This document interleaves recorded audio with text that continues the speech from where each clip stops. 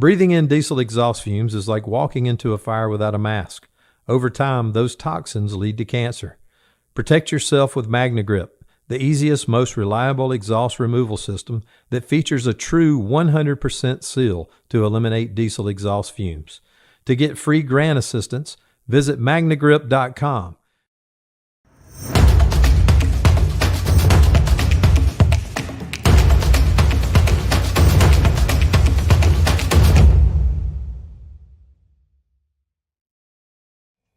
Hello there, and welcome to Fire Engineering Blog Talk Radio and another installment of the Professional Volunteer Fire Department, the podcast that is dedicated to our great volunteer fire service and getting all firefighters to embrace the message that developing and displaying and maintaining a professional image and reputation are the duty and responsibility of all of us, whether we're paid on call, or volunteer. Remember, true professionalism is never defined by a paycheck. Tom Merrill here. Thank you so much for joining me. I hope your summer's going well. For me, it's moving along really fast. I mean, I do love the fall season, but hey, summer, slow down a little bit, right?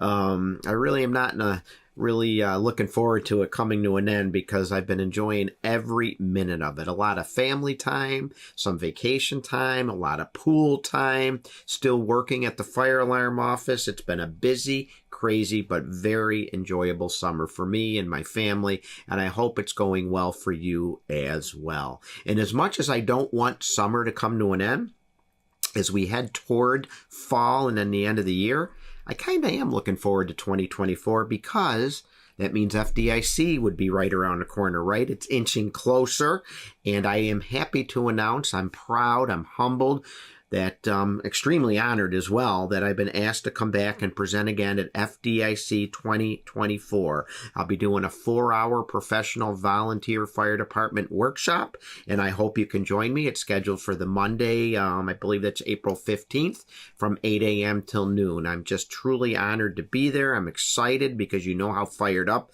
I get for FDIC, and if you've been there, you know why. I never take it for granted that I'm going to be back teaching and participating at FDIC along with so many other great fire service people. It's truly an honor to be among them. And, they're such professional people too. And that's what we're going to talk about. We're going to talk about being professional firefighters in a professional volunteer fire department. And there's a lot of things that we can do both personally and organizationally to exemplify true professionalism. So I hope you can come and join me and join in on the discussion. So start thinking about the great FDIC experience that'll be in April. I know it's a little ways off, but you know what? You know how time flies, just like this summer, right? We'll be here before you know it, and I certainly hope that you can come in and join me. In another couple of weeks, I'll be headed up to Old Forge, New York for the Old Forge Fire School in conjunction with FASNY, which is the Firefighters Association of the State of New York. They do an awesome conference up there. It's in a beautiful area, which coincidentally is one of my family's favorite vacation spots. We've been going up there for well over 20 years now. My brother-in-law has a beautiful spread up there, and we're able to go up and enjoy the beautiful Adirondack Mountains just outside the Old Forge area. But I'll be up there presenting a keynote presentation, Professionalism, Passion, and Pride, and it'll be at the Old Forge Fire School in mid-September. And if you're planning on attending, please make sure you say hi to me. I'd love to meet you, and I look forward to it greatly because it's a great conference with great people in a beautiful, beautiful area. So really looking forward to do that. And some other things I'm working on. I've been working with the National Volunteer Fire Council. You know, I do a lot of work for them. They're a great organization. I talk about them all the time. And I'm putting a class together for them. You're going to hear more about it, but I'm in the middle of putting the class together based on a presentation I've done for them called Social Fitness, Skills to Improve Community Relations for the Volunteer Firefighter. And what that class focuses on, there's a lot of little things that we can do in our volunteer fire departments to help improve its reputation, to get along with our communities a little bit better, to treat people in a more respectful manner. You know, no doubt responding to calls and handling emergency scenes successfully and adequately, that's definitely, you know, the concept or a part of being a professional, but oftentimes the public judges us on other little things as well. And that's what we're going to talk about. We're going to talk about some of these, what I call social fitness skills that can help us earn and maintain the public's trust, the public's goodwill. And again, we'll be publishing more information on that as it comes closer. So I've been working on that, and my book is still coming out. I promise you that. I've been talking about it for many months now, but this project is coming to an end. So thankful to Fire Engineering Books and Videos for the publishing the book, and they're basing it on my articles and my presentations that I've done for fire engineering. It's definitely one of the most fun projects I've ever been involved in, and I'm extremely honored and so excited to think that my book will be there at FDIC on the bookshelf with so many great fire service leaders that I have looked up to over the years. Just humbling that my book will be up there. So I'm never going to take that for granted either. I'm so thankful to Fire Engineering Books and Videos and Clarion and all the staff for helping me out, for guiding me, and for giving me the opportunity, quite frankly. So the Professional Volunteer Fire Department book, I will be letting you know when it's out. It is advertised now on their website that it's coming soon. So you know it'll be out soon, and I'll certainly let you know when it's released.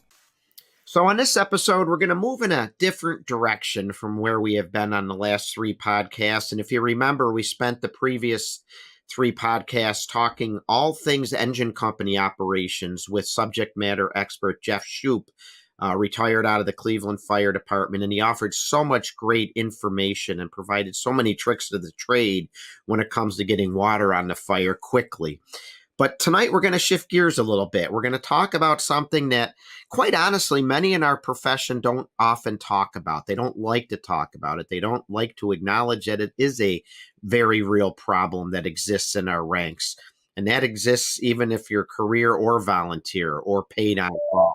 It doesn't discriminate at all. It's that devastating C word, as we like to call it, and that's cancer.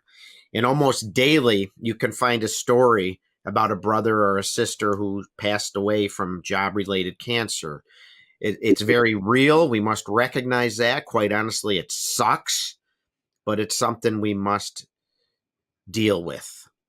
And it's not really new. The issue of occupational cancer has been on the forefront of firefighter safety discussions for several years now. It's definitely one of the leading causes of firefighter deaths. And again, we need to embrace that and recognize it. And as part of being a professional, maybe we need to understand that we should try to take the steps that are necessary to change the cultures within our organization when it comes to cancer prevention. If not for ourselves personally, let's do it for those who we are coming home to, those who want us to come home after a run. Let's do it for our families. And I'm sure every one of you listening can think of a cancer story in your department, an experience involving one of your members. I hope it's not yourself personally that's dealing with that, but we know it's all around us, and all of us have had experiences one way or another with this cancer epidemic that's ravaging the fire service. Imagine what that does to our recruitment efforts too. Again, paid or volunteer, right? Join the fire service and get cancer. It's a real problem.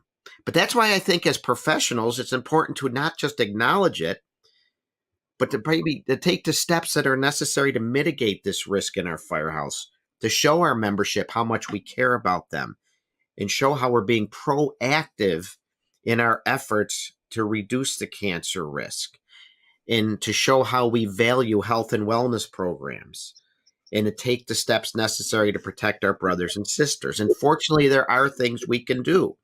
There's specific actions and steps we can take in our individual fire department, no matter how big, no matter how small, no matter how many runs you go on, no matter what your membership size is, no matter if you're paid or volunteer. There's steps we can take to mitigate this very real cancer risk.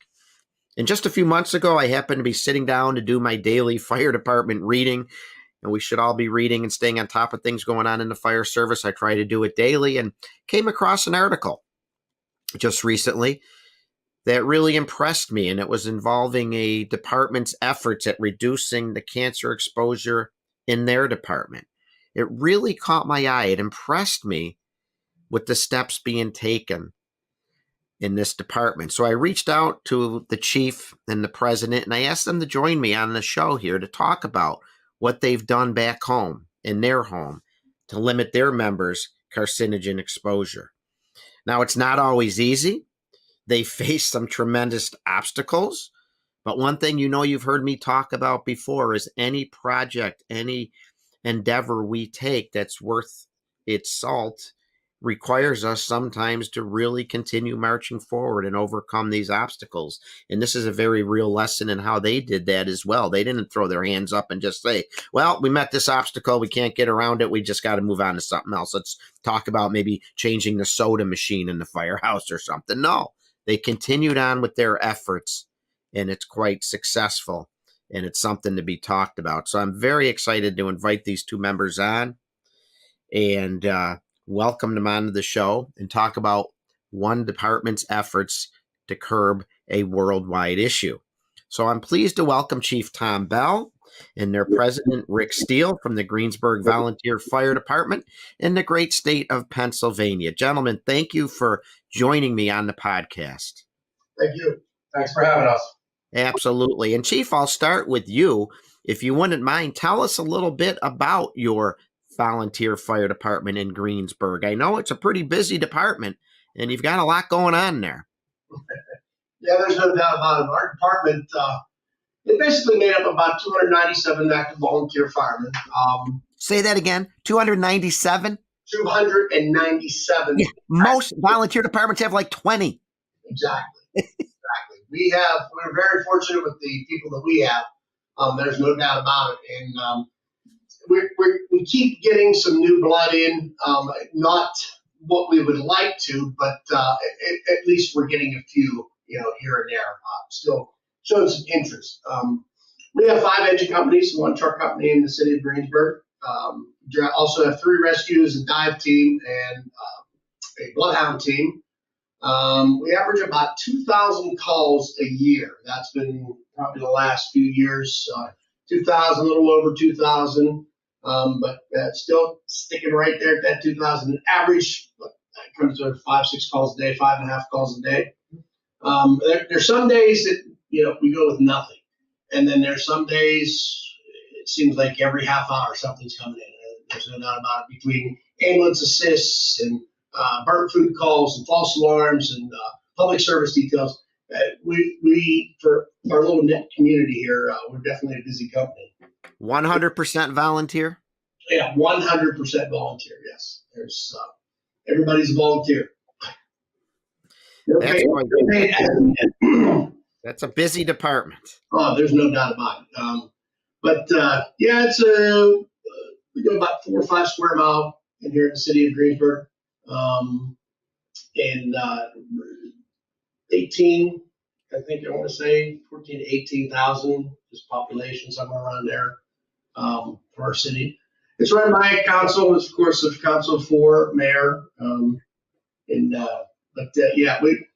pretty good department. There's no doubt about it. I'm just curious, do you do transport EMS? No, we do not transport or do EMS as far as ambulances or anything. We have actually a ambulance base here in town called Mutual Aid Ambulance Service. They're pretty big in the western side Westmoreland County. They operate all 4 corners of our area, north, south, east, and west. Not only the city of Greensburg, but our outside. We got a large township just outside of the city of Greensburg called Hempfield Township. We also got the city of Jeanette that's close by. We got South Greensburg that's a borough. Southwest Greensburg that's a borough. And that's all within, the outreaches here, 2 or 3 minutes outside. Jeanette would probably be our furthest. Hempfield Township's pretty big. There's a lot of area to cover.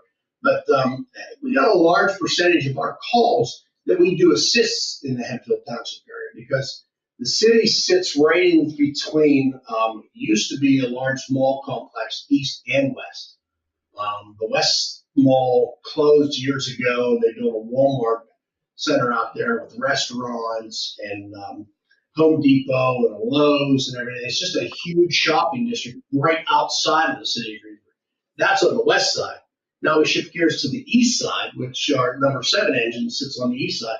They do a lot of assists outside of town in that way because there's another Westmoreland Mall, they call it. That's a big mall complex. And now we have a casino out there. It's the Live Casino. I don't know if you ever heard of Live Casino out in this area, but big casino out there, restaurants galore, car dealerships. So it's a lot of response out that way also as a system, Wow. I dare say with what you're describing, there's a lot of paid departments out there that have that type of community. And here you're doing it on a volunteer basis. Do you do first responder EMS? Because 2,000 calls is a lot of calls. I got to think there's a lot of EMS in there. Yeah, what we do is we don't call first responder, we call it AED assists. We have EMTs and stuff that are, again, volunteer. Right. Our companies have maybe 1, 2. Some of them have 3 or 4 EMTs in them. And when they go out on these, what we call AED assists, they're out there, they render care for the ambulance because sometimes the ambulance is a little delayed for the big coverage that they do, just not in the city of Greensburg. They do all the outlying area, which we call Greensburg, but again, tax base city of Greensburg, and then Greensburg is part of Penfield Township and the surrounding area there. Right. We do a lot of ambulance assist out that way. So we call how many firehouses? There are 6 firehouses in the city of Greensburg, and we also acknowledge our museum as another firehouse. But so it's really 7. Yeah, if you ever get a chance, listeners, to check out their website, they got a lot going on there. They got a proud history. And I saw the museum page, and it's worth investigating. And I think I'm gonna talk to you gentlemen on the site. I think we're gonna do a separate show with you talking about your department and some of the other things you got going on there. But it just blows my mind. 297 members. I had 70 under my command when I was chief of department, and that's a lot of personalities, a lot of people dealing with different things. And so I give you credit to do it 100% volunteer. That's amazing. And I have the specialized teams, including a bloodhound team that I hear. Yes, we have a bloodhound team. One of our assistant chiefs, his name is Lou Battistella. He's been with the department for a long time also. He's actually my administrative assistant on the side that I give him all the paperwork. He does most of the paperwork, which is God help him. I mean, he does a fantastic job there. I don't know what I'd do without him. Both of us. I mean, anything that we get, he handles, takes care of it. Owns his own business. He does more, I think, on the fire side than he does his own business. Yeah. We do that. That's the nice thing about it. But our bloodhound team is very active. There's no doubt about it. For a while there, years ago, the bloodhound team, they get maybe a call or 2 a month or so. There's not a week that goes by he doesn't get a call or 2 a week. His bloodhounds are very, very active. There's no doubt about it. And the team, he's got a wonderful team behind him. His daughter's second one in command of his team. She's got 1 bloodhound, and he's got 2. He did have 3. One of them passed away. But he had 2 of them, and I think the total is 5 or 6 that they have on the team. But interesting. Is it search and rescue, or are you going after convicts? Both. Whatever. Really? Wow. Just recently here, they had a call that they were trying to find a woman somewhere. They went out and they no success of finding her, but the dogs hid in an area where they just wouldn't leave. And so they called it, and they started putting some searchers out, walking back, and it was a matter of minutes where the dogs were at. Oh, she was laying in some rocks area, pretty well banged up, but she had fallen or something, and they found her. And we're hitting within a couple of 100 feet. That's where she was at. So no kidding. They're very good. There's no doubt about it. They're very good. I've seen these dogs in action, and they get on a trail, and you can just tell the difference when they're just nonchalantly walking around. They think they got something, and they're going, and then once they really, really start hitting on something, then they take off, and you can see the handler struggles. Wow. To keep them, and they know that they got something going on. That's incredible. My only experience is from the movie Cool Hand Luke. That's all I know about what I was running after. So, that's impressive. It really is. I also like to talk real quick about your journey in the fire service. And President Steele, if I could, I'll start with you. How long you been in, and are you a first generation firefighter? Are you following in the footsteps of somebody? No, actually, I am first generation. This is my 35th year in the fire service. So, when I was younger, I used to run down the corner, hear the siren start going, and was just fascinated by it. The day I turned 16, joined the department, and here we sit 35 years later, still doing it. In the blink of an eye, right? Oh, it's scary how fast it goes. It really is. It's amazing. And how about you, Chief? How many years? Well, I'm working on my 41st year for this year. I started Me and you both. 1981. I started out in what they used to call our junior program, the 420 program. That was made up of several young kids between the ages of 14 and 18. Our biggest job was filling air bottles and taking them through the fire grounds. We weren't allowed to we weren't allowed to ride any trucks. Many nights in the middle of the night, I rode a bicycle from where I lived, which was on a golf course on the end of town, sometimes to the other end of town. Took me a little while to get there, but I usually made it if it was an actual working fire.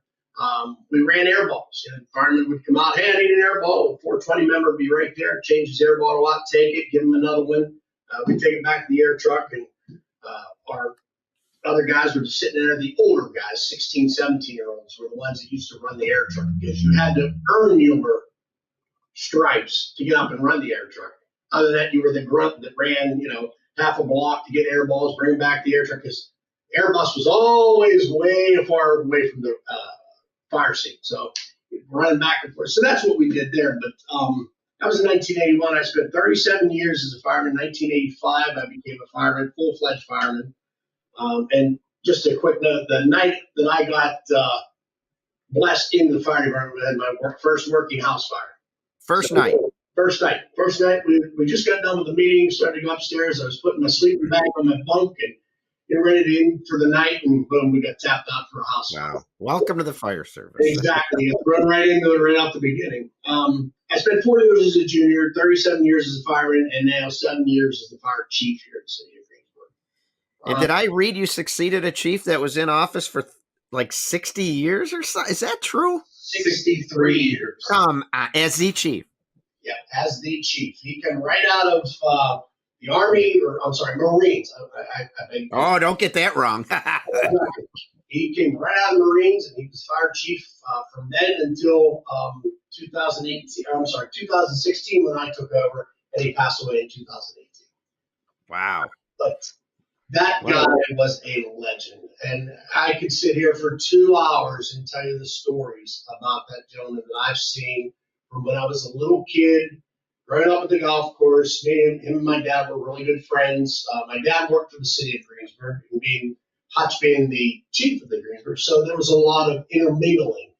Hutch would do so many projects in the city. We have things as Lynchfield, the aerobic center, at Mount Odin Park, which is a golf course. There's park projects, things that we went to Selma, Alabama on a trip, built a playground down there.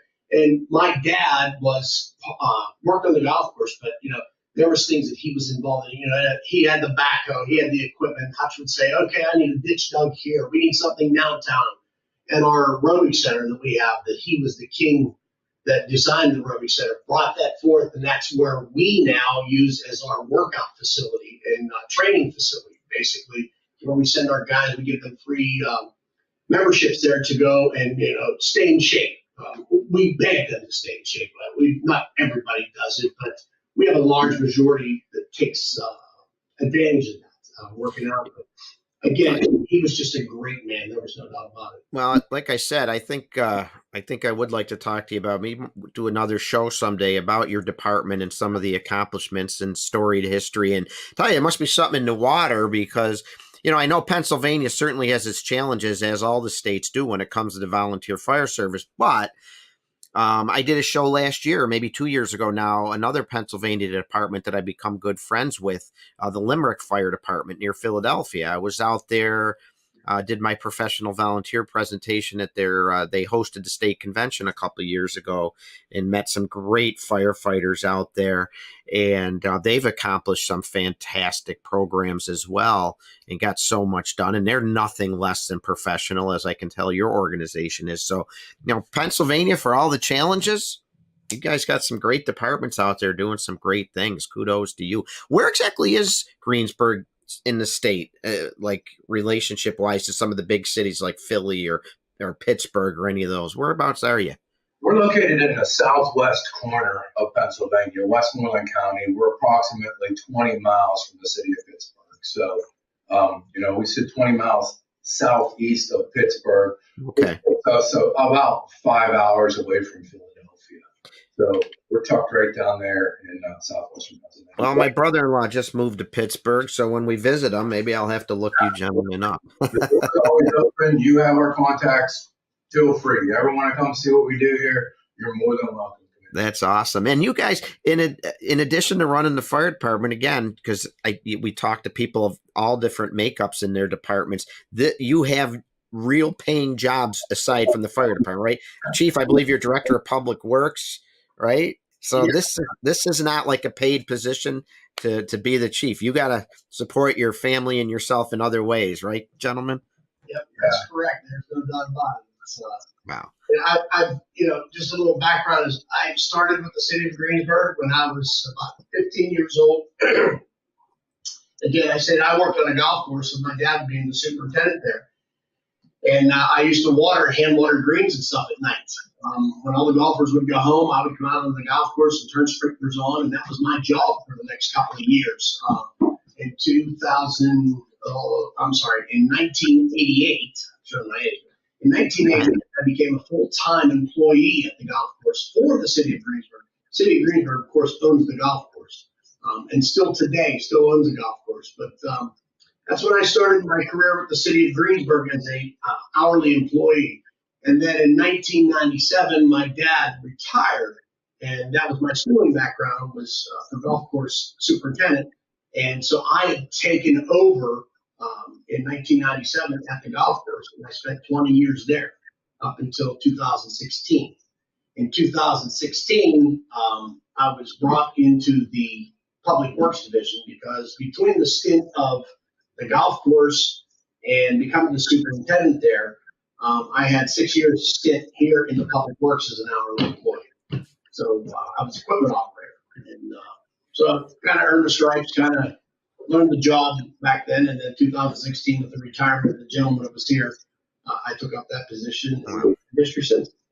Great. Just wanted to paint the picture for our listeners of the makeup of your department and again, with as big as your department is, as busy as it is, 100% volunteer is quite an accomplishment and definitely a subject for another show. And I would be remiss if I didn't tell our listeners, and Chief, you must be very humble.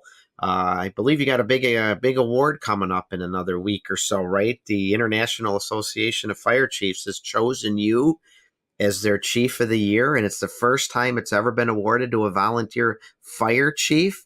Congratulations. That's a huge accomplishment, and credit to the volunteer fire service as well. So my congratulations to you, as well as I'm sure all our listeners are congratulating you as well. Yeah, well, thank you very much. I duly, definitely humble about it. I mean, not that I ever sign up for this job to ever be recognized as Chief of the Year awards, anything like that. I never looked at it as, I was trying to do something to get the accolades or the acknowledgement. I just, I'm a city boy at heart. I've been here all my life. I've done it. I've worked. It's just basically city of Greensburg is in my blood, period, since I was born. And this honor is just absolutely just blew me away. What's funny about it is when I got the call on it, I really thought, what's this joke? I'm thinking somebody's putting somebody up to this, and I couldn't speak. I mean, the gentleman was like, "Hey, I just want to let you know that our panel has chosen you," and I couldn't talk. And he understood. He said, "I've done these many times, He said, "I understood." And just to clarify on that chief, it is given to a volunteer and a paid professional a year. Oh, okay. Wasn't that was actually a misprint. Okay. I thought so. I thought they did a career site and a volunteer site. Exactly. But, okay. Well, That nonetheless. misprint, yeah, but that misprint not we were made aware of it right away, pretty quickly. Yeah. Yeah. Our people, Okay. guys out there, they surely make sure they know that we made a mistake. Yeah, well, congratulations nonetheless. A huge honor. And, that's just such a great accomplishment. So, as I was saying, I could just tell your department, perusing your website, reading up on it. I love history. I love reading about departments. I always try to get to know the department for the guests I have on the show. And I can tell, just like the Limerick Fire Department when I had them on last year, a very, very proud department. You talked about some of your great accomplishments and how innovative you've been with things like your Bloodhound team. And I know you were one of the first to have Hirsch rescue tools back in the early 70s. We could go on, but oh my gosh, proud department, great accomplishments. You gentlemen, along with your other support staff and volunteer members, have done and continue to do so much. You succeed, or a chief that served for over 60 years. And coincidentally, right at that time, your department, like volunteer departments throughout our great country, were having some challenging times. You took over 2016, and you wanted to implement some goals to overcome some of these challenges. And one of your goals, your number one goal, if I read correctly, was ensuring that you provided your members with the highest level of safety so they could feel safe in the jobs they do. And your administration, your new administration, made the theme that everyone's going to go home, and you embrace that. So I want you to talk a little bit about, as you got into office, how you came to this theme, and then how you kind of said, okay, let's take some steps here, and you identified your program for the membership and decon and things like that. So talk about the early stages of how you got into that. Well, the biggest thing is growing up in the fire service, safety is always the number one thing. There's no doubt about it. Everybody preaches it, teaches it, talks about it, incorporates it through everything that you do. You have to be safe in everything that you try to do. Even in the workplace, we have safety committees, safety teams that make sure, ensure everybody that's, safe. So in your job, you want to come to work in the morning. You also want to go home in the afternoon when it comes time. And you want to make sure that you try to do the best you can to prevent injuries. And our biggest thing was, we were a department that was striving big time in the 80s and 90s. We were 70s, we were first of this and first of many things in this department. And then as things got, to the latter years, we just got to the point where we were put on cruise. Yeah, we became a little stagnant. Yeah, a little stagnant to where, okay, so everything's apropos. We got one member in, maybe in a year here, and another year, we get another member. And, when we got onto the fire grounds and everybody was taking their, okay, we're going, like they say, hit it hard from the yard. Go get him, go. That's what we were. And again, our chief was great at what he did. And he brought the Marine style attitude into the fire service with the guys, Everybody was under the drill sergeant. Now, I'm not saying that he was a drill, but that's, put it into perspective, saying, okay, how did it look? He was the man, you listen to him, he took everything, to the point where, let's go get it. You charge it, you fight it, you throw everything you got at it, and hopefully you're successful. And 99% of the time, he did that, kept that attitude, and we were perfect. Everything happened good. Everybody went home, same thing. But there were some issues, at the time we were starting to develop incident command. And, there was a certain way our chief did things, and it worked. And over in this department, over in this fire department, maybe it wouldn't work as well. And over in this fire department, maybe it would. But it worked well for us. Everybody followed his lead, and we were very successful in everything that we did. But we hit that point where we were just getting to the point where, okay, sometimes we look at it and say, maybe we shouldn't have done that. Maybe we should look back and change the ways we're doing it. That's not the way we were doing it. We would just keep things going the way we're doing. So getting down to it, my thought is as far as coming into this, and right from the get-go, it was like a couple of months beforehand. I kind of got the notion that things were going to happen in 2016 where he was going to retire. I didn't believe it. This guy was Superman. Everybody, there's no way. I thought I was going to be gone before he would. Everybody said, you know what? The way he does things and everything is, how we do things and everything. But we needed a change. We were striving for a change. So at that time, when it came, 2 months prior to that, I started to set the goals of if he decides to hang it up, this is what we're going to do. And the number one thing that I stressed to the two gentlemen that I pulled together with me, I said, look, first thing we're going to do is when we hit the ground running, safety is the first thing. And that's what we did. That's how it all started. On November 14th, 2016, when I got sworn in as the fire chief, that night I made a phone call to the first assistant, which is his name's Rico. And I told him, I said, look, once we do it, this is what's going to happen. This is how we're going to do this. And that's when we first started initiating safety, incident command, things, sectoring, just things that we were going to make our fire grounds a lot more safer. And accountability was going to be the number one also thing, because in some of the fire grounds, it's very tough with 60, 70 guys to keep track of every single person. So I needed to be able to have eyes everywhere. You got A, B, C, D on a building. You need to have somebody on A, B, C, D side so you can keep looking to see who's going where, who's doing what. It's accountability, keeping everybody safe. And I may have said something that I should have done. I promised everybody that was going to go home. Every one we have, everybody was going home. It was a promise I wanted to keep, or that I made that I want to make. That's a pretty big promise to everybody. Oh, yeah. Yeah. But yeah. I make sure that we incorporated things that hopefully I can keep that promise to everybody. Like I said, I definitely would like to do a second podcast and talk about, your success so far as a leader. You definitely demonstrate that, hey, in the volunteer fire service, sometimes we hear a lot of the complaining and the lack of leadership, and you definitely are showing that in your department, that positive leadership, good leadership can make a change and effectively lead volunteers, and the results are there. So yeah, that's incredible. In fact, I love your department logo. I meant to say this when I saw it, when I talked about your department earlier, fueled by fire, driven by courage. That is just an amazing, I might steal that. That is an amazing expression, and it says so much about your department. And so, what's that? This is where it came from. Very good. President Steele gets. I can't even take credit for that. Honestly, it's my wife. Well. You talk about the things we do. We have so many moving pieces. We're far more than a fire department. We really are. We try to service this community the best we can.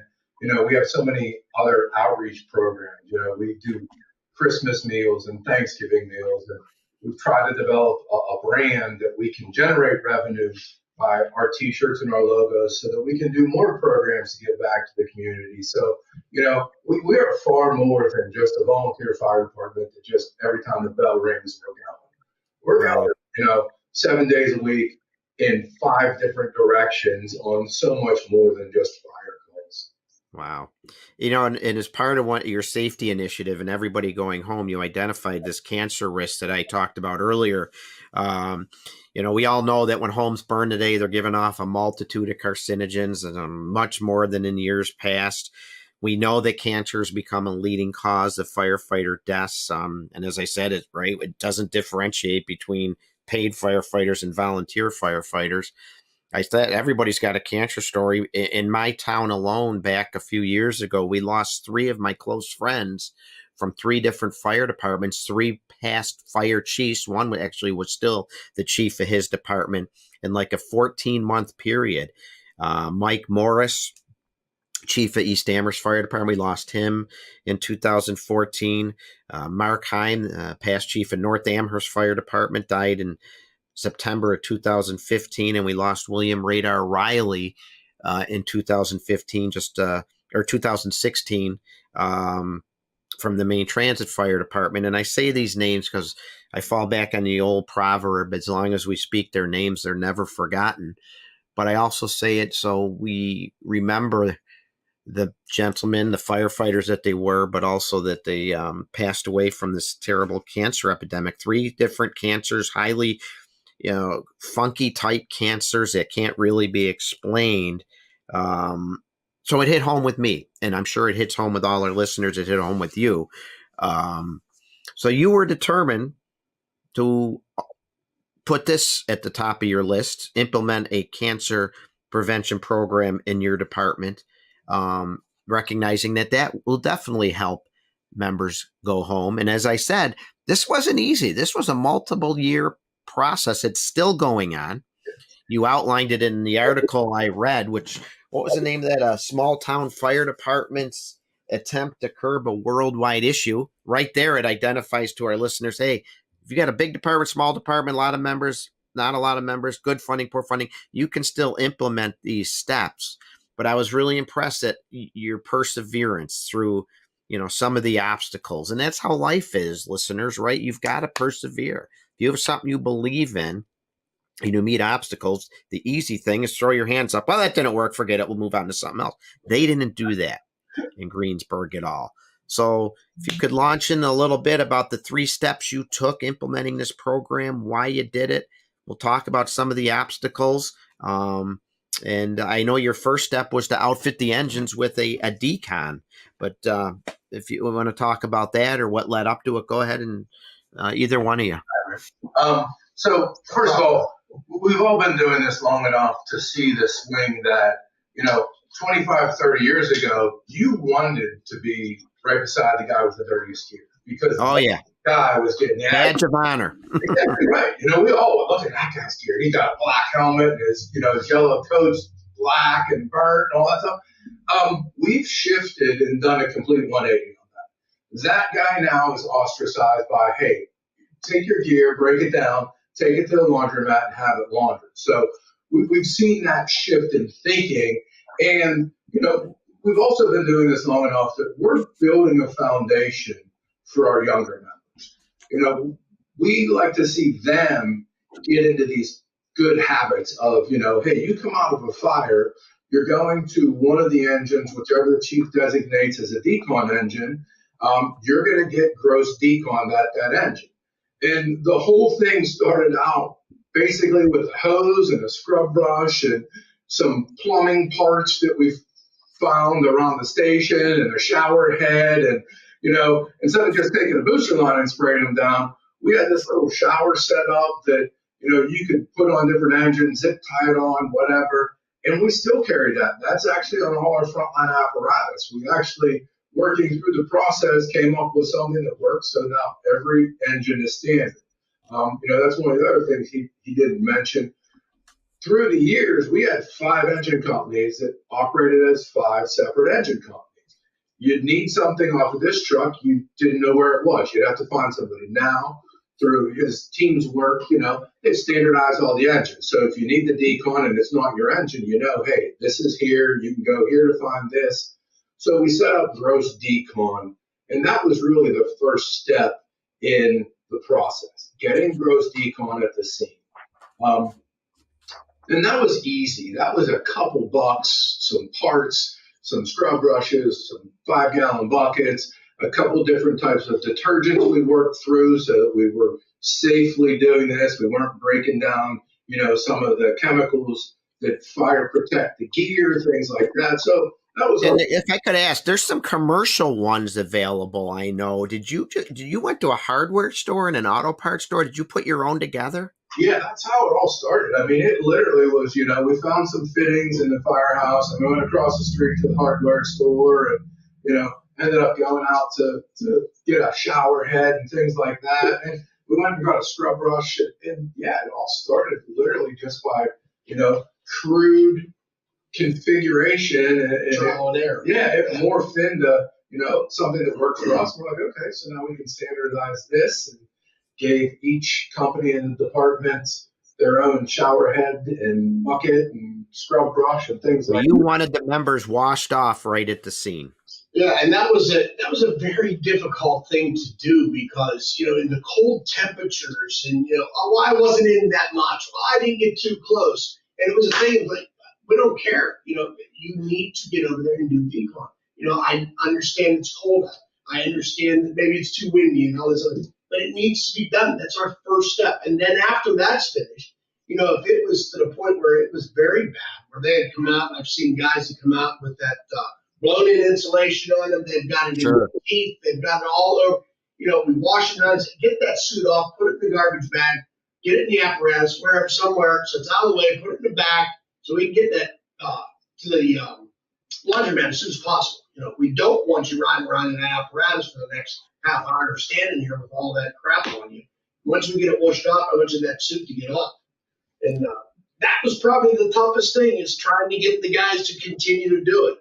And the other tough obstacle we met was incorporating it. When I'm there doing 14 things and worried about I got a crew that's on the second floor and I get fire blowing out the second floor window and I'm concerned with them. I don't somebody in my ear saying, hey, we got to set up a decon unit. No, I'm hoping somebody would take care of that. That's the toughest thing we had. Sure. Initiate it, getting it off the ground every scene of a fire. So that took a little bit of pushing and shoving and having that I didn't have to initiate it. He's on scene. He comes along. He says, hey, look, I see decon isn't set up. Hey, decon's going to be set up at engine 3, right away. So I'm not doing it. I'm concerned with the fire. Who's in there? Who's doing on? Somebody else takes the initiative to set that up. And, sometimes in the volunteer department, too, it might be easier to say, if you get a little pushback, especially from some of the older guard, to just be, oh, it's okay. Don't worry about it. Right. And we have these dysfunctional moments in the volunteer fire service too, I call them. And I love what you did by making sure these decon units were on all the rigs because in the same location too, because I say continuity and consistency can really help achieve success in the volunteer fire department. So you've got them in the same spot. You're consistently reminding members, this is how we're going to do it now. You're holding people accountable. And I'm sure, you started this a few years ago. You've had new members join, and think about that. That's all they know now. So they're not going to give you a hard time, right? So it's just getting this program some traction, getting it up and running and standing firm, maybe conveying and letting people know your expectations with it, sticking to it. And after a few years, I bet you as time goes on, it's gotten easier and easier and less people question it. It does in a sense, but it's still tough. Even today, it's always this, that's not the way we used to do it. Perfect thing every day. That's not how we did it. It's not the way Hutch used to do it. I'm not Hutch. That's not the way we're going to do it. We're going to do it this way now. And what's nice about him, we have a great junior program. That's a whole different story I can tell you, but 22 kids we have in our junior program.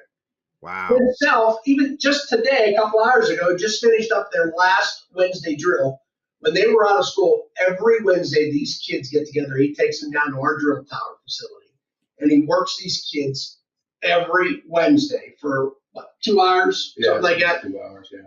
2 hours, and then they're done. They go home, they go in. I had 2 kids that work for me in the public works as part-time summer help. They cut grass and stuff. And I let them go every Wednesday to make sure they attended it. And again, that's what he preaches to them. Just not only, hey, let's advance a hose line, let's set up a ladder. He preaches why we do what we do as far as decon, taking your gear, and even the juniors, when they're even close to a fire, we make sure that they take their gear and get it longer. No matter if they're never inside the building, but they're close enough where you get an area where you get a lot of smoke from a heavy fire that we're working for hours and stuff, and they get that and they get stuff. Tell them, let them take a shower, get that gear off. Let's get it to the laundromat. And the laundromat issue, I got a good story behind that. So well, we're gonna get to that laundromat in a second, if you don't mind. So here's step 1 was on scene gross decon. Even to the point where you might have members take their gear off and you have bags on the rigs to bag it up. Yep. So you don't want them getting on the rig and I know exactly, we've all been there where you come out of the structure and you're covered in that insulation, or you've got carcinogens all over and that old day badge of glory, badge of honor. No, not anymore. Take it off. Right. And again, there's commercial units available. You see them at all the shows, but you could visit your local hardware store, local plumbing store, and put your own decon unit together for our smaller departments, maybe our not so well-funded departments. Is there something they should be aware of as far as soaps? Is that something they should make sure they maybe check with their turnout gear manufacturer to make sure they're using the right type of soap? Is there a caution there? Yeah, absolutely. Obviously, we have a couple different manufacturers of gear that we wear now. So that was part of the thing of finding a detergent that wouldn't penetrate through the seams and degrade seams and things like that. But again, it's not about as much as trying to do a full wash down of the gear at that point. We're doing a gross decon. We want to try to get as much off as possible. And then, as we said about stripping the gear off, if they're really bad, we experiment with Tyvek suits. Take your gear off. You don't have anything else to put on. Jump in a Tyvek suit. That way, you're not fully exposed.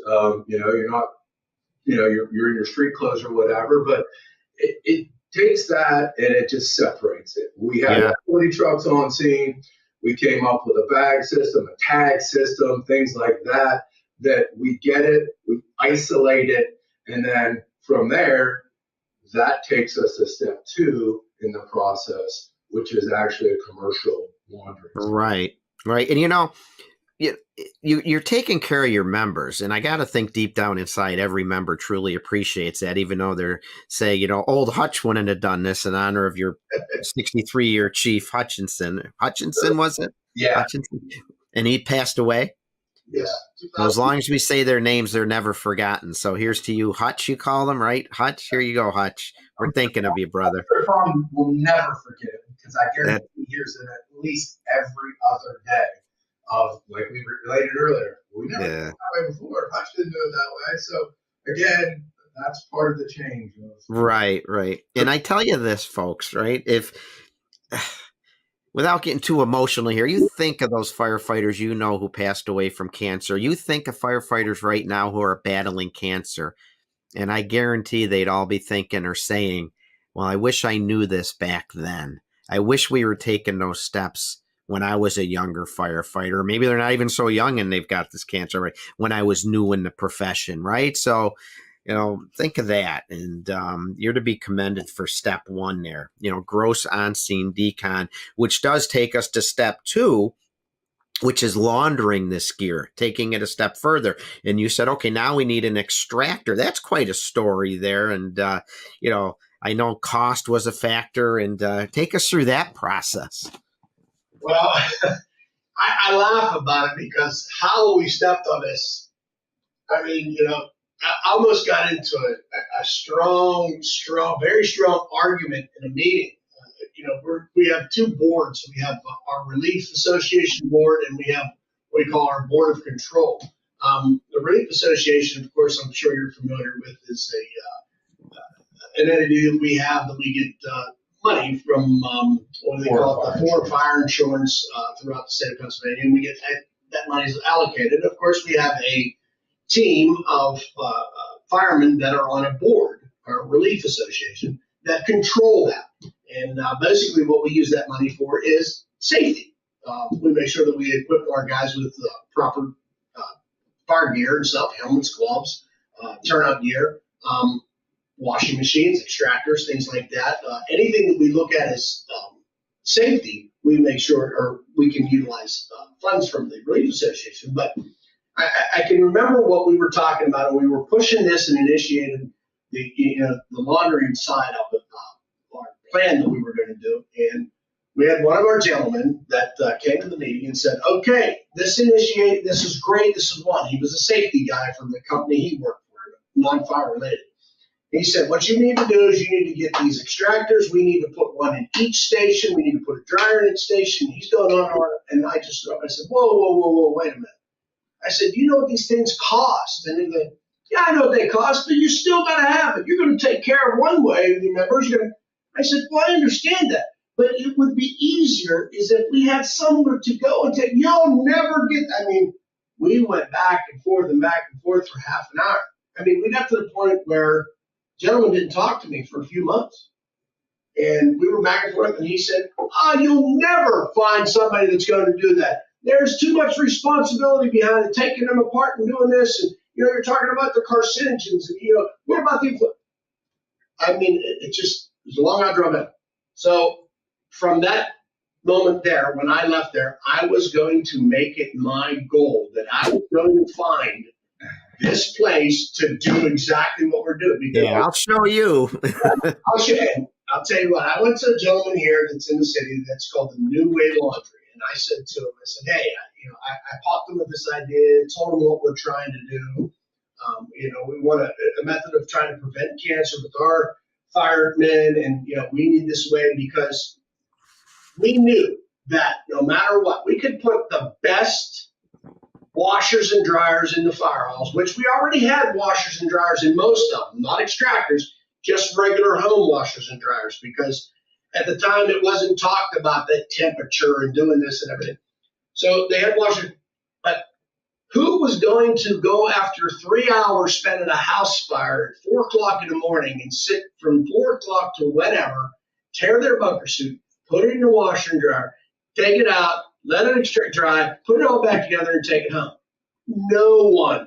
And I can guarantee you right now is if that person isn't getting paid to do that, they're not sitting there washing bunker gear. A very real obstacle being faced in firehouses, not just all across the country. You are exactly right. So I wanted to prove that we could do something else and show that we don't need to do that. We're going to do it for you. So I sold it to this gentleman. I said, look, we'll provide the washer and dryer. All you have to do is provide the service, and we'll pay for it. We're not asking it to be done for nothing because we're providing the line. So back and forth in negotiations, we talked about the washer and dryer. And he said, he was doing something for the gas company in the local area where these guys were bringing in their suits and stuff and having them laundered at his facility. But he could only do a few at a time. It wasn't like he could throw 4, 5, 6 of them at one time because his washers and stuff wouldn't handle it.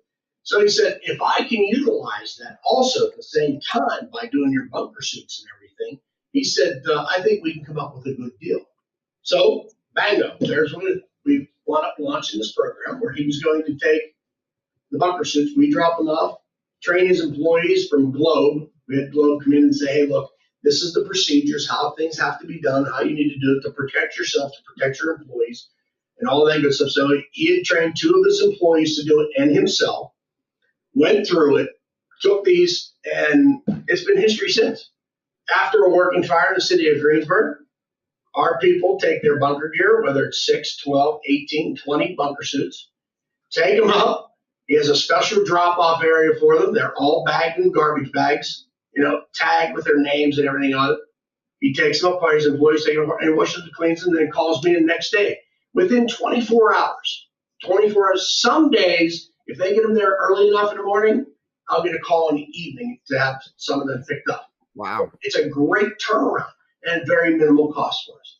And did you say you provided them the extractor, or is it a washing, or is it an extractor unit itself? It is an extractor unit. Your department bought the extractor and provided it to the laundromat. Exactly. We had it delivered there. He installed it. He put all the things, bought all the chemical. And still today, still provides all the chemical. All we do is drop it off, and every month we get a bill from it. And it's the perfect way to do it. And everybody does it. If you're not involved in a fire, every company starting in January, we start up company number 1. You go and you take your bunker suit. If you haven't had it laundered, or you just use it on fireground operations, or you just go to a couple of drills, we require everybody at least one time a year to make sure they have their bunker suits laundered if they're not a firefighter per se in a fire environment. We make sure that we require everybody to have their bunker suit done, and it goes 1, 2, 3, 6, 7, and 8. The first 6 months, those guys have the opportunity to just take and drop them off and have them laundered anyways.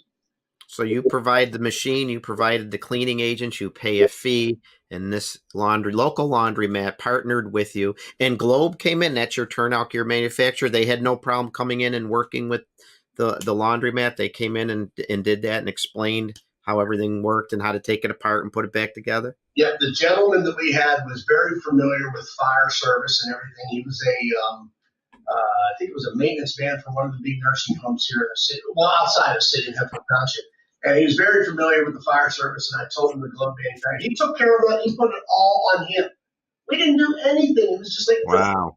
So after that all happened, I went back to the next meeting, and I had a smile ear to ear because now I'm going to announce this, that we got this. And I stood up the meeting, and I said, I just want to tell everybody that now we've got a local laundry service, and all you have to do is drop your material off, your bunker suits, anything, and get them laundered, and they'll return them within 24, maybe, a little bit longer than 24 hours, but at least that would be done in 24 hours. And like I said, it's after the fact. We didn't speak for a couple months. And then, I told him, I said, I care about every individual. I care everything goes on. And believe it or not, he came to me a couple months later, and he just said, you're right. He said, I apologize. He said, you did what you said you were going to do. And he said, and I apologize. You do care about the membership. Wow. And this, hey, humbleness. That's a sign of a professional right there. The thing about the program, going back to what he said earlier about having the washing machine or the extractors and the dryers in the station, there's no accountability at that level. At this point, we're extremely fortunate that he worked this deal. It's a great time saver for us, but there's no accountability. We now have a record of all of our suits and when they're laundered, so now we're building records on that with everything else that, okay, look, we've had these suits laundered. We can see degradation of the suits through how many times they've been laundered. The second part of this initiative with him going out and do this is we've started acquiring second suits for our more active individuals. I was going to ask you, if you don't mind, I'll jump into that. What in that 24-hour period are the members without gear, or go ahead and say what you were going to say there? Yeah, through through the Relief Association, through state grants, through different grants, local grants even, we've acquired second suits for a majority of our more active individuals. So when they're dropping that first suit off, they're not going unprotected. If we would get another one, we have ran into the issue over the last couple of years. We're not catching a job a week, but there have been times where we've literally dropped from one structure fire, everybody breaks down, goes home, and later that day or the next day, we're catching another structure fire. And our frontline people that are our most active individuals, they're still protected by, an in-service backup suit. Wow. That's a great way to meet obstacles head on and not throw your hands up in the air and forget about it. So, and kudos to your local laundry service too for partnering with you. I mean, he deserves or she deserves some credit as well. Yeah, unfortunately with that, the gentleman that I spoke to back in, it was 2018 is when we initiated this and got things going. He passed away from esophageal cancer. Wow. Yeah, we lost him, I think it was 2 years later, 2020, during the COVID, not COVID, but esophageal cancer. Right. Right. How ironic, too. Cancer got him. Exactly. And we've been fortunate enough that his wife that continued to own and run a laundromat, she just kept it going without a beat because we were kind of, worried that she might sell the laundromat and then we have to go find a new deal or something like that. So we're fortunate enough that she didn't miss a beat. Yep, I will continue to take care of you as long as I own the laundromat. We'll provide you with this service. So we've been very fortunate with that. Yeah. And it doesn't just end with the turnout gear. Your step 3 now was, okay, we've got helmets, we've got boots, we've got gloves. It used to be we just gave them a rinse and forgot about them. And I dare say even in departments that do maybe wash their gear, people don't often think about the helmets and the gloves. And like I said, they may just give it a quick rinse and that's it. Oh, I did my gear. I'm good. So let's talk about step 3 and how you then took it to the next level. Well, here was the thing about it is, we talked about the gear and we thought about, how can we do this? We can't wash it in the washer and dryer. And I'm going to let Rick talk about this because he's kind of like spearheaded this and came to me and said, I think I have a solution. And yeah, probably just on the pre-COVID, we found out about a machine called a Solo Decon washer by Rescue Intelitech, and heard about these things being out there. We traveled up to a fire station up north of Pittsburgh to check one out, and it was a beautiful machine. The downfall was it was a 3-phase power requirement. So being that our fire station's the youngest one, I think, is 30 years old at this point. So the issue, we came back, we're like, this is awesome. This is amazing. I said to him, look, here it is. Let's start moving forward on this. But it requires 3-phase power. And he's like, I don't know how we can do that. So then we started looking at something called a phase converter that takes single-phase power and ups it to 3-phase. But again, it's a tremendous power requirement. It's a very costly add-on to the initial expense of the machine as well. And the project at that point hit a wall. I almost thought it was dead at the water at that point. Lo and behold, the owner of the company in Pennsylvania, or in United States, out of Texas, calls me and says, "Hold on, it's like, don't throw everything away yet. We have something coming out at FDIC." Okay, so that was February. April rolls around at FDIC. Rescue Intelitech comes out with a single-phase Solo washer. It's unfortunately half the size of the larger unit, but it is still going to provide the washing of things like SCBA face pieces, boots, gloves, helmet, little parts, pieces, things like that. So at that point, in May, late May, we had a show in Harrisburg that they were bringing this machine from FDIC to. We went out and looked at it. It basically, instead of having all kinds of crazy wiring configurations, had a plug in. So at that point, we knew we could probably start looking at going back and bringing this project forward. We went to a few local foundations and were fortunate enough to compile funding to purchase 3 of these machines. Last year, February of 2022, we had 3 of these machines installed into 3 of our stations.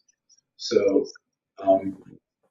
we've been fortunate enough through, again, hard work and support from various foundations in the area to install 3 of these machines into 3 of our stations right now. And that's the Solo Rescue Decon unit, right? Solo Rescue? Yeah, that is correct, yeah. And it does helmets, boots, gloves. Does it do SCBA as well? It does do SCBA as well. And through our conversation back and forth with you, at the time, and even the time I wrote the article, we had 3 of them. Just last week, I signed a deal to purchase 3 more. It's actually a new machine that they took the original 3-phase machine and now converted it to a single-phase machine.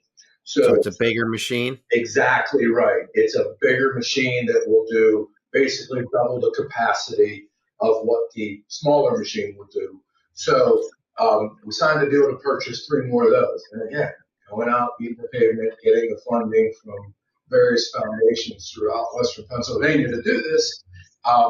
We now, by the end of this year, will have all 6 of our fire stations equipped with Solo Decon washers. So again, we have gotten away from, well, I don't want to go to that fire station and lug all my gear over there to do this.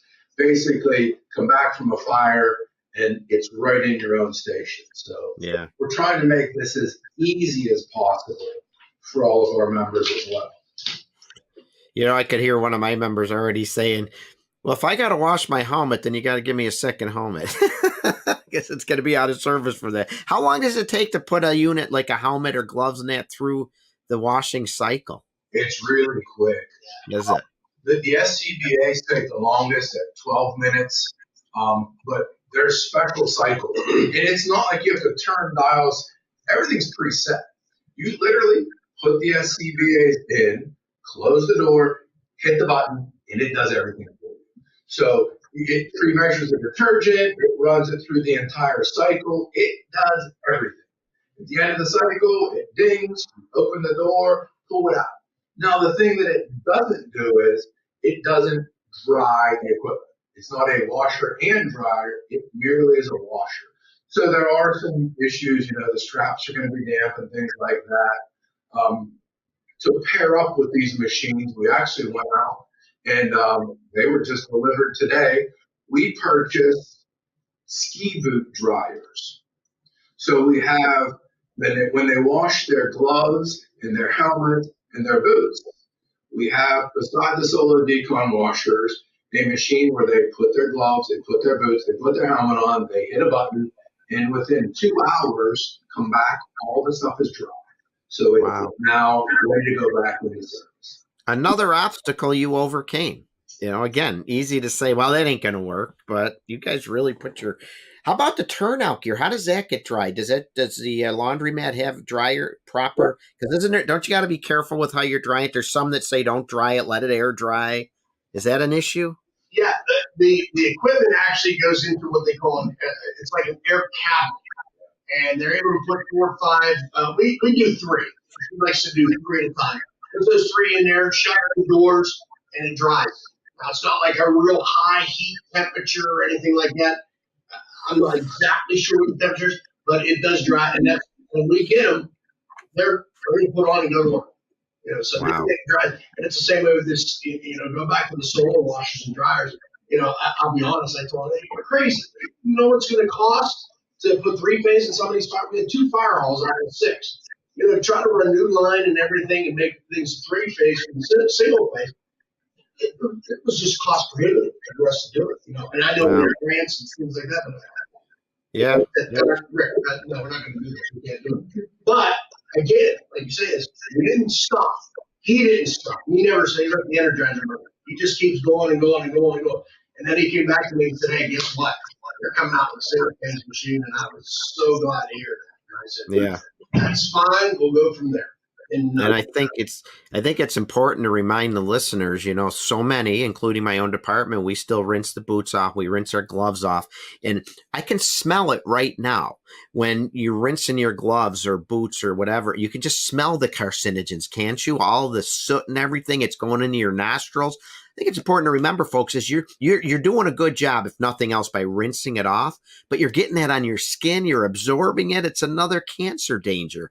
So, I think that's important to remember. If you're going to still have to rinse things off because you don't have the funding or have these units, just be careful. Maybe put latex gloves on or something to protect yourself, because you're still absorbing those products of combustion, those carcinogens.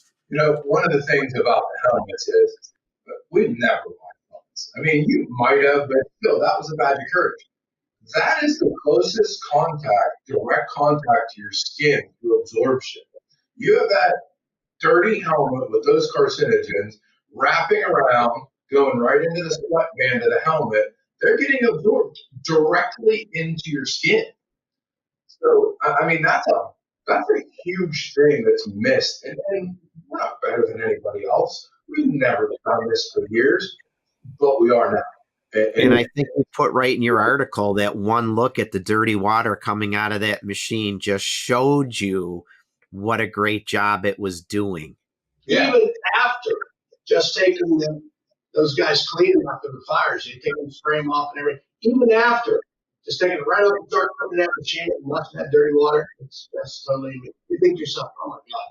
Because realistically, if you've ever been in a restaurant, the way they open up the lid, put all the dishes in, and they shut, that's exactly what you're doing here.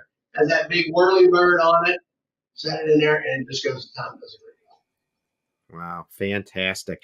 There's something I want to point out again to our listeners. I talked about how you persevered and how, again, any project we're seeing through means you overcome obstacles. The other thing that's important, and I talk about this on previous shows, is, again, getting out and getting to the trade shows and seeing the equipment and not just reading about it, not just watching a YouTube video. You went to FDIC to check these units out. You went to Harrisburg to the trade show.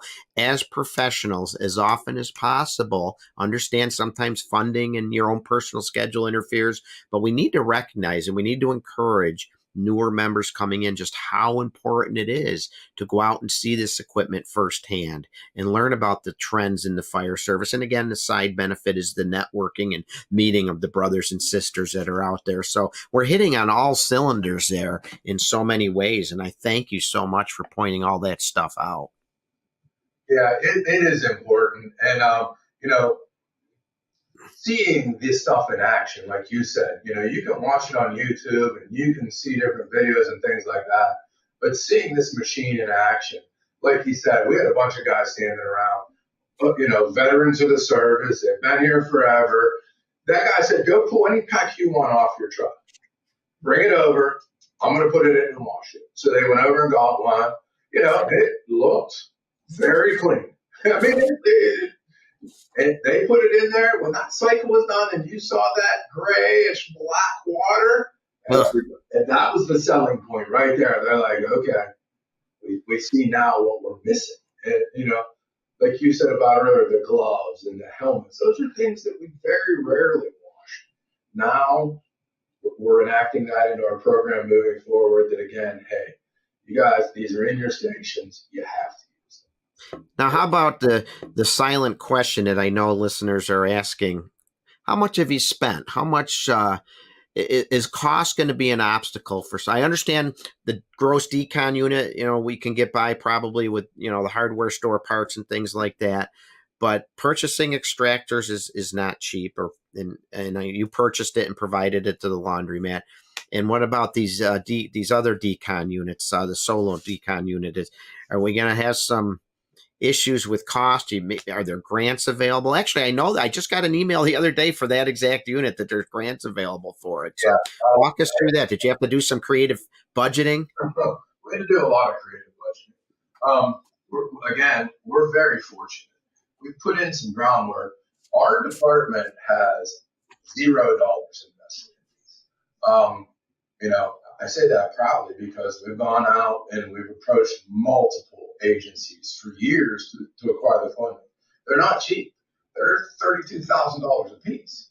So again, yes, funding is a big thing, but following his mission that everybody goes home safe, and we believe strongly enough in this that the cost, everybody looked at it as like, there's no way we can do this. They're like, okay, we can get one and try it. Well, again, we went out and did the work, and by the end of this year, we're going to have 6 of them, which I don't know, it leaves me speechless at times but that all goes back to everything we do. As I mentioned earlier, we're more than a fire department. We're in the community doing these things. And when you do that kind of stuff, foundations stop and look. Like you referenced earlier, our website looking so professional. We're volunteers that act as professionals in what we do. So when they look, well, why do I want to give them money to do this? What do they do? We see them screaming down the street with their sirens blaring and things like that. But what else are they involved in? And they go back and look that we do a breast cancer shirt every year. And we donate the proceeds to the local breast cancer foundation. We started doing an autism shirt. We donate that money. All the other programs we do, people look at that and say, hey, look, we want to support these people because we see them way more than just answering fire calls and things like that. So, there's so many moving pieces to what we do, but it takes a lot of hard work to do it, to be honest with you. Sure does. But the results are there. And I dare say the Greensburg Volunteer Fire Department is a professional volunteer fire department. And as I like to say with what you just talked about, we need, and I've said this many times on this podcast, and in my presentations, we need our communities as much as they need us. Now, there's some that think, oh, they have no choice. They have no one else they can call, so it doesn't matter what we do, if we're involved or we're not involved, or we care about our community other than going to emergency calls. No, there's a lot more to it, as you just talked about. We need them as much as they need us. Absolutely. Yeah, and you look at it as, we don't run around and try to toot our own horn or anything. We just try to do the best that we think. And I look at it as myself as, I have a job to do for the citizens of the city of Greensburg. I make sure that when there's out of town calls and things that go on, these trucks go out, these other memberships go out. I have somebody that goes with them. I'm here. This is my town. I'm going to make sure that I'm not going to leave it up to somebody else. I'm going to be here for you. And that's the way we do it. And that's what we try to tell everybody in the cities. We are here just not as a fire department for you, but anything you ever need, we're here. Well said, Chief. Well said. And kudos to the entire organization. Kudos to you two for your leadership. This has been a 6-year effort. It's continuing. I know you're investigating, if I remember from the article, one of your next projects is going to be the best way to decon inside the fire apparatus. Is there anything you want to say about that? Are you making progress there, or would that be a subject for another show when we have you back on someday? Yeah, that would be a subject for another. We're working on finalizing this third phase and getting this before we move into, what the easiest way is. But again, it all comes down to safety and doing what's best for the members of the department. Yeah. Well, I can't thank you enough for wanting to be on, and for our listeners. Great information here. The 3-step process that they implemented to try and meet this cancer problem head on. Again, as professionals, we must recognize, you can't bury it under a pillow. This cancer problem is very real. And we all have personal stories relating to cancer in our ranks. So a 3-step process here. I encourage you to Google the article, A Small Town Fire Department's Attempt to Curb a Worldwide Issue. You'll find it out there. Was that on Fire Rescue One? I read all the different publications. I'm trying to remember where I originally saw it. Yeah, Fire Rescue One. Fire Rescue One. But if you throw that in there, A Small Town Fire Department's Attempt to Curb a Worldwide Issue, it'll summarize what we just talked about.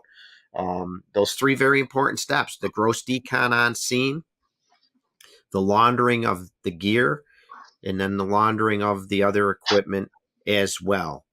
And it's an ongoing process, and lessons here in perseverance, overcoming obstacles, sticking with it, lessons in the importance of getting out and seeing what's out there and talking to manufacturers and going to trade shows. Chief, if somebody, or I'll start with you, President Steele, if somebody wanted to get a hold of you to talk more about it, to tap into your expertise, can you give our listeners some contact information, email, whatever you would like to do? Yeah, if you want to check out our website first, it's www.gbgfire.com. That can take you directly to our website. A lot of what we do, we go on there as well.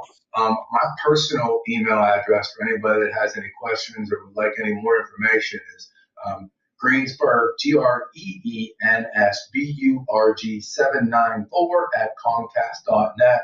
And we're always willing to help. We're not living in a bubble here.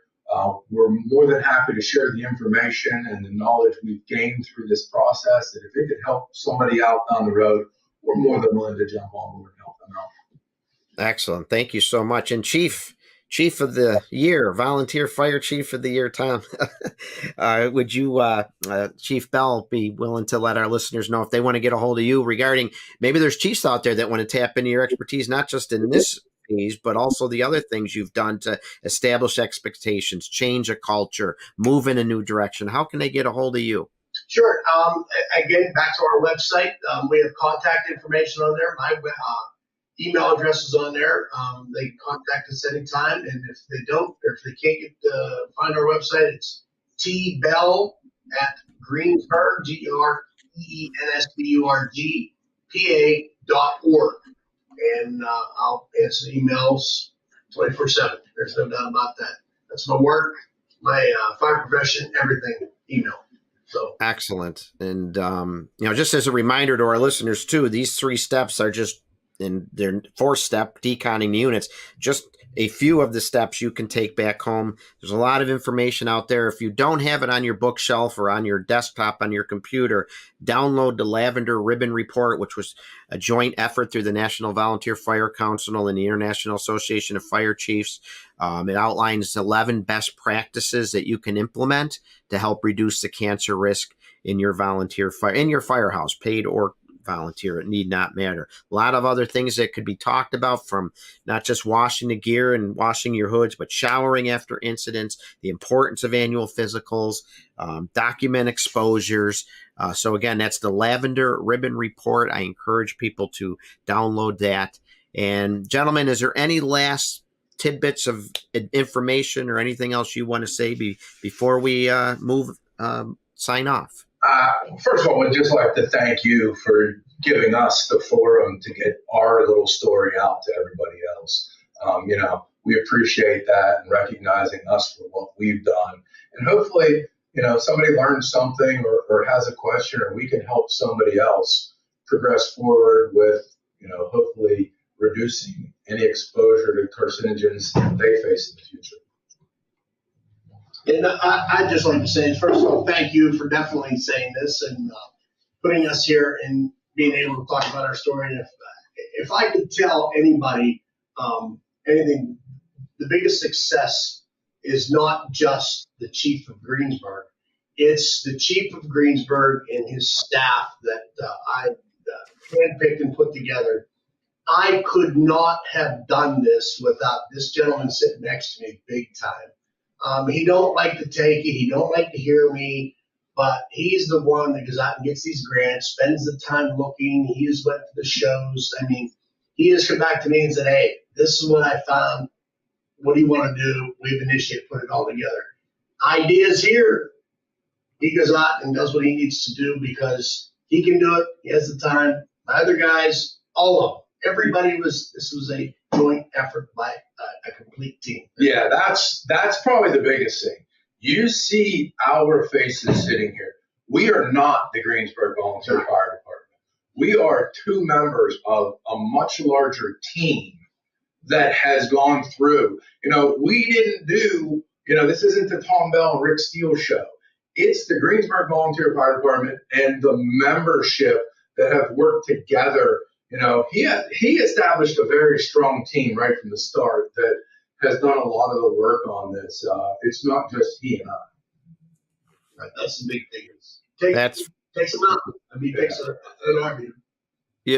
Cooperation, collaboration, teamwork, right? It's amazing what can be accomplished. And thank you so much, President Rick Steele, Chief Tom Bell. Congratulations again, Chief, on the award you're going to receive at the conference. Well, by the time this podcast airs, you will have already received the award. So I'm congratulating you ahead of time. Our listeners congratulate you post-conference, but so well-deserved. Thank you for spending the time here. Chief Tom Bell, President Rick Steele from the Greensburg Volunteer Fire Department in the great state of Pennsylvania, a true professional volunteer fire department. So honored to have you on. Fueled by fire, driven by courage. The Greensburg Volunteer Fire Department. Professional volunteers for certain. So thank you. And for my listeners, again, thank you for listening in. I truly appreciate that you take the time to listen to my fire engineering podcast.